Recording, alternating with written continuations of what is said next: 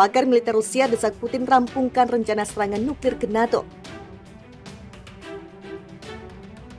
Уважаемые коллеги, вы видите, что западные страны предпринимают не только недружественные действия в отношении нашей страны в экономической сфере, я имею в виду нелегитимные санкции, о которых все хорошо знают, но высшие должностные лица ведущих стран НАТО допускают и агрессивные высказывания в адрес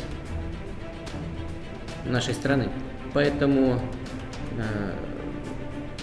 приказываю министру обороны и начальнику генерального штаба перевести силы сдерживания российской армии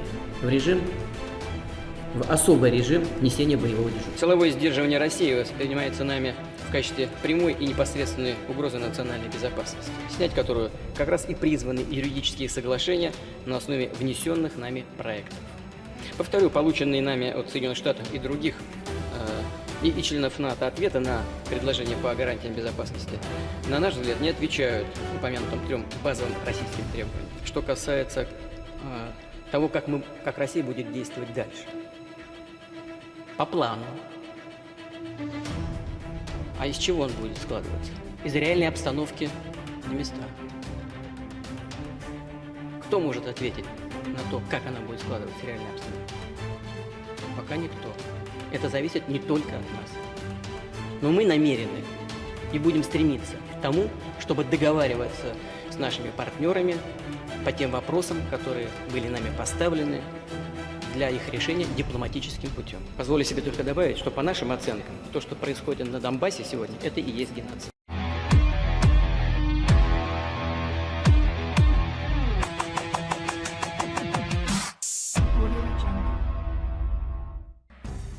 Presiden Vladimir Putin didesak untuk menyelesaikan rencana serangan terhadap negara-negara NATO.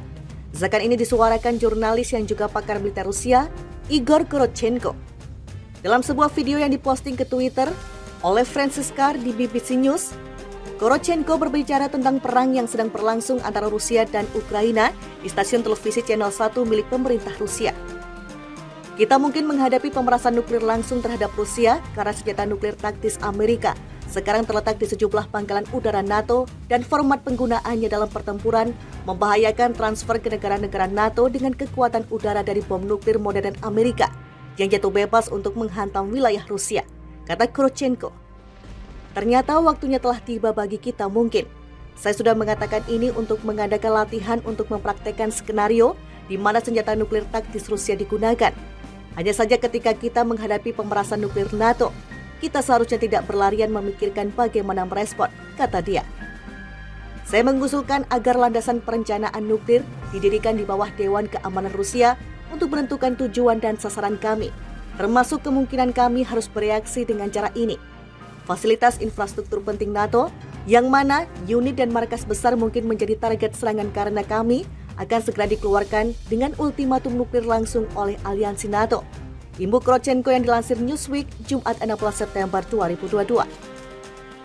Pernyataan Korotchenko muncul ketika angkatan bersenjata Ukraina terus menekan dan berusaha untuk merebut kembali kendali wilayahnya yang dikuasai Rusia.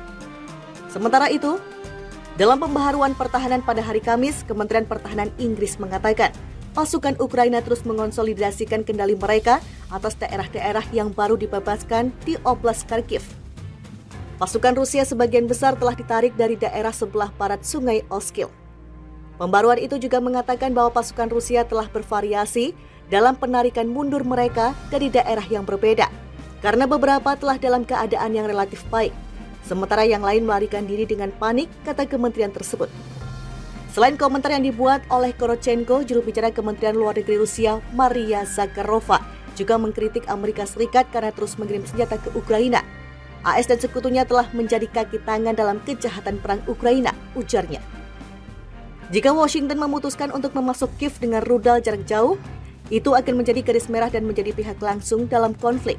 Kami berhak untuk mempertahankan wilayah kami, kata Zakharova. Dalam skenario seperti itu, kami akan dipaksa untuk merespon secara memadai. Menurut pendapat saya ini jelas. Langkah yang tidak bertanggung jawab seperti itu akan sangat tidak stabil, berkontribusi pada peningkatan ketegangan tambahan dan memicu perlombaan senjata. Dalam sebuah video yang diposting ke Twitter oleh Francis Carr di BBC News, Korotchenko berbicara tentang perang yang sedang berlangsung antara Rusia dan Ukraina di stasiun televisi Channel 1 milik pemerintah Rusia. Kita mungkin menghadapi pemerasan nuklir langsung terhadap Rusia karena senjata nuklir taktis Amerika sekarang terletak di sejumlah pangkalan udara NATO dan format penggunaannya dalam pertempuran membahayakan transfer ke negara-negara NATO dengan kekuatan udara dari bom nuklir modern Amerika yang jatuh bebas untuk menghantam wilayah Rusia, kata Korotchenko. Ternyata waktunya telah tiba bagi kita mungkin. Saya sudah mengatakan ini untuk mengadakan latihan untuk mempraktekkan skenario di mana senjata nuklir taktis Rusia digunakan. Hanya saja ketika kita menghadapi pemerasan nuklir NATO, kita seharusnya tidak berlarian memikirkan bagaimana merespon, kata dia. Saya mengusulkan agar landasan perencanaan nuklir didirikan di bawah Dewan Keamanan Rusia untuk menentukan tujuan dan sasaran kami, termasuk kemungkinan kami harus bereaksi dengan cara ini. Fasilitas infrastruktur penting NATO, yang mana unit dan markas besar mungkin menjadi target serangan karena kami akan segera dikeluarkan dengan ultimatum nuklir langsung oleh aliansi NATO. Imbu Korotchenko yang dilansir Newsweek, Jumat 16 September 2022. Pernyataan Korotchenko muncul ketika angkatan bersenjata Ukraina terus menekan dan berusaha untuk merebut kembali kendali wilayahnya yang dikuasai Rusia. Sementara itu, dalam pembaharuan pertahanan pada hari Kamis, Kementerian Pertahanan Inggris mengatakan pasukan Ukraina terus mengonsolidasikan kendali mereka atas daerah-daerah yang baru dibebaskan di Oblast Kharkiv. Pasukan Rusia sebagian besar telah ditarik dari daerah sebelah barat Sungai Oskil. Pembaruan itu juga mengatakan bahwa pasukan Rusia telah bervariasi dalam penarikan mundur mereka dari daerah yang berbeda, karena beberapa telah dalam keadaan yang relatif baik, sementara yang lain melarikan diri dengan panik, kata kementerian tersebut. Selain komentar yang dibuat oleh Korotchenko, juru bicara Kementerian Luar Negeri Rusia, Maria Zakharova, juga mengkritik Amerika Serikat karena terus mengirim senjata ke Ukraina. AS dan sekutunya telah menjadi kaki tangan dalam kejahatan perang Ukraina, ujarnya. Jika Washington memutuskan untuk memasuk Kiev dengan rudal jarak jauh, itu akan menjadi garis merah dan menjadi pihak langsung dalam konflik. Kami berhak untuk mempertahankan wilayah kami, kata Zakharova. Dalam skenario seperti itu, kami akan dipaksa untuk merespon secara memadai. Menurut pendapat saya ini jelas.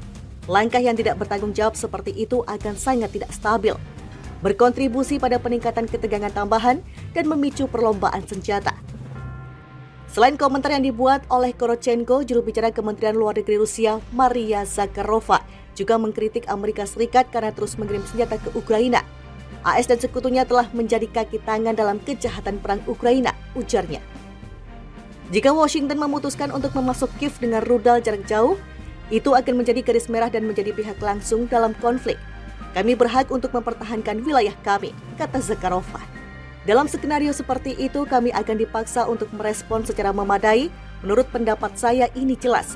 Langkah yang tidak bertanggung jawab seperti itu akan sangat tidak stabil, berkontribusi pada peningkatan ketegangan tambahan dan memicu perlombaan senjata.